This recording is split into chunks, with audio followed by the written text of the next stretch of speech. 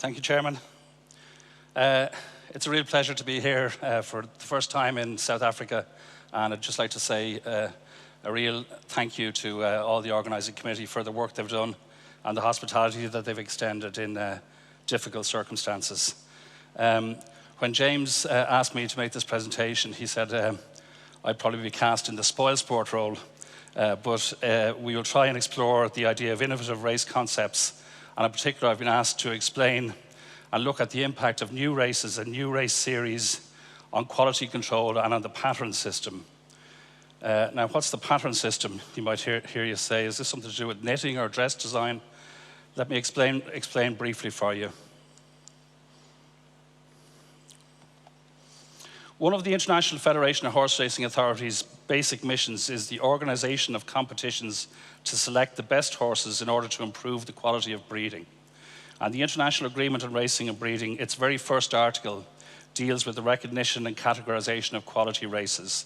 So from the very start, racing is organised to select the best horses and link back to the breed. The pattern is a system which has been used in Europe over the past 50 years to identify the elite races in each category, winners of which are deemed to be the best of the breed every year.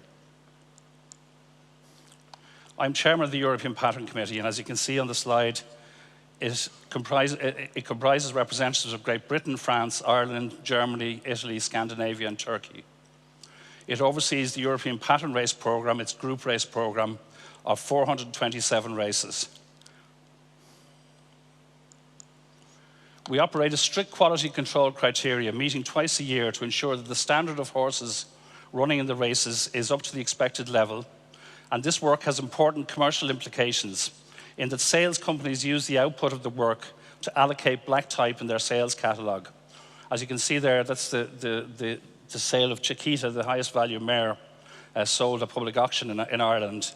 And breeders place great stock on the black type in the horse's pedigree in the sales catalogue. That black type is directly linked back to the pattern system and the grading and quality control of races. Having originated in Europe with Britain, Ireland, and France as its original founder members, such grading and quality control committees are now replicated throughout the world. With the American Graded Stakes Committee in North America, the Jockey Club of Canada have a grading committee, the Asian Racing Federation, and indeed the individual countries within the Asian Racing Federation have their own grading committees. And OSAF in South America operate a grading system. The world is now a much smaller place in terms of international travel of horses, and IRPAC, which is the International Race Planning Advisory Committee, is a grouping of all these graded stakes committees, and that meets twice a year to assess the programme of races globally.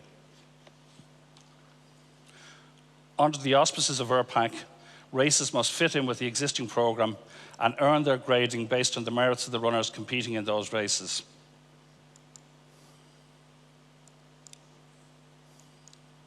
So, for example, the new Saudi Cup, which we run next week, will be run off without international grading this year, and once it's established, it can then be incorporated into the black type system.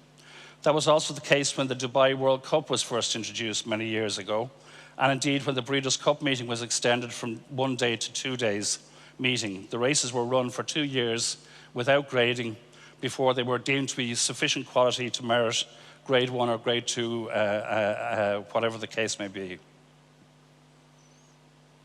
The aim of the European Pattern Committee is very simple. It's to provide a coordinated programme of quality races within the member countries and to achieve a balance of group races within the European pattern.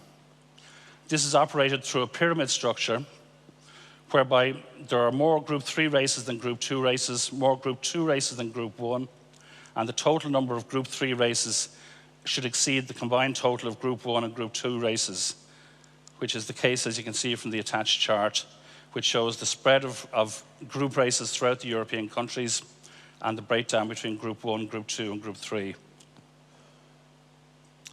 In recent years, a further commercial purpose has developed for the race pattern system, whereby the rankings of each horse is agreed by the International Group of Handicappers at the end of each year, and that forms the basis of the Longines World's Best Racehorse Rankings, which are celebrated annually at an awards ceremony in London in January. It means now that horse racing, like other sports such as golf, tennis, Formula 1, now has its own official ranking system, which is a very valuable promotional tool. It's important when we look at this issue to bear in mind what we're talking about here is the elite races and the best horses in the world. In 2018, a total of 138,000 flat races were run worldwide, but of these, only 1.5%, or just under 2,000 races, were group races. So does such a rigid system of quality control allow for innovation? I'm glad to say yes, it does. Innovation is good and vital and should be welcomed and encouraged, and it's great to hear the stories which have gone before in the presentations that came before me. However, I would strongly say that innovation must be within a controlled environment, such as that which is operated by the European and other pattern committees. Innovation should be based on the strategic objective of improving the breed of horses or improving the racing program within a particular region. Within that context, the European Pattern Committee has overseen significant innovation in recent years, including a number of major initiatives. On the screen there, you have three famous fillies, Trev, Magical, and the Great Enable, all who have stayed in training until they're 5, and now, in the case of Enable, until they're 6. That reflects the improvement of the fillies program that was introduced by the European Pattern Committee 15 years ago, where new races were added to the system, and an issue which was of concern at the time, where older fillies and mares were either being exported to race in America or were retiring to stud at the end of their 3-year-old career. We now put a program in place to encourage these fillies to stay in training for longer. And we all know how popular these horses are, how much they get into the affection of racegoers and racing fans. And you'd like to think that the 3 fillies there, the fact that they stayed in training so long, reflects some of the work which was done on the program. Second major initiative that was undertaken under the European Pattern Committee was the upgrading of the European sprint program, particularly sprint races for 3-year-old only. We faced a situation about 5 years ago where European sprinters were significantly behind in terms of quality to those of Australia, to those of the Far East, and to those of the United States. Probably an exception to the norm in terms of the categories of horses, but it was very obvious that European horses weren't competing in sprints. We looked at the situation, and it was one of the reasons why it was clear that from an early stage of their 3-year-old career, horses were being tried. The trainers were trying to make Guineas horses out of their horses. There wasn't a 3-year-old only sprint program available to them, so we put a program in place, and with the help of our friends in Ascot, we introduced a new Grade 1 race, the Commonwealth Cup, the first time in 25 years that a race was introduced at Grade 1 into the program. It will take some time to see the outcome of those initiatives, but certainly the Commonwealth Cup has quickly become one of the feature races of Royal Ascot and one of the biggest betting races of the week. Recently, we've been focusing on the Stayers program. There's Stradivarius winning the Goodwood Cup, which was recently upgraded to Group 1 as part of an enhancement of the Stayers program, where 2 new Group 1 races were added. Now, these races are only added if they warrant it in terms of their ratings and in terms of the quality of the horses running in it. We offered an expanded black tie program for stayers, increased prize money for stayers races, which had previously been falling behind other categories, and a 5-year moratorium on the downgrade of races. The last innovation I mentioned is the work which was done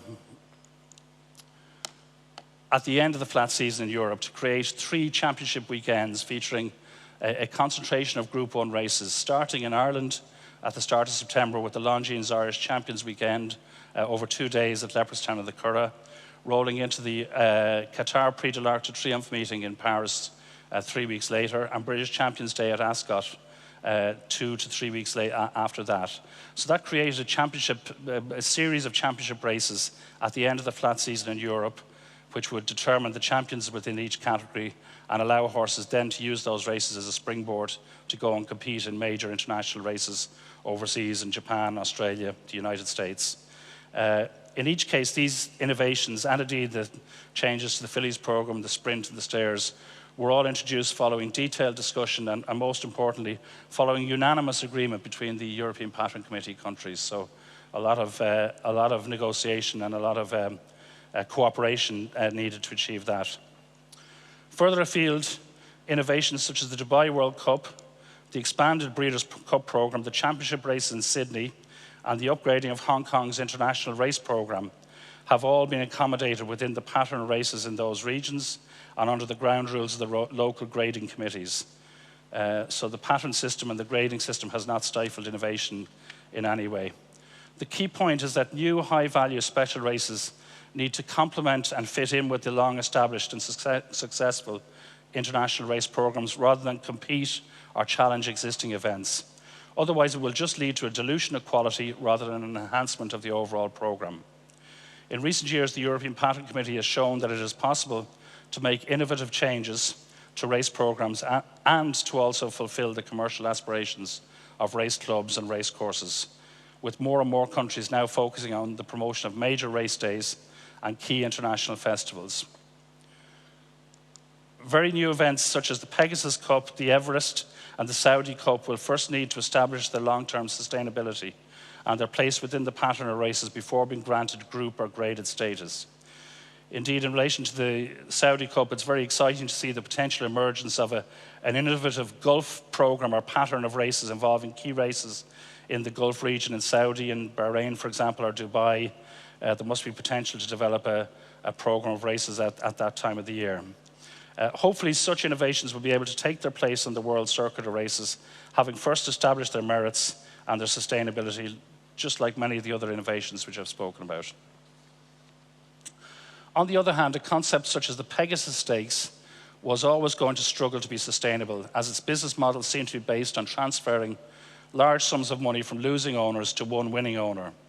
For this reason, the European Pattern Committee is very much against the idea of high-value sweepstakes and favours the tried and tested methods to determine the best of the best.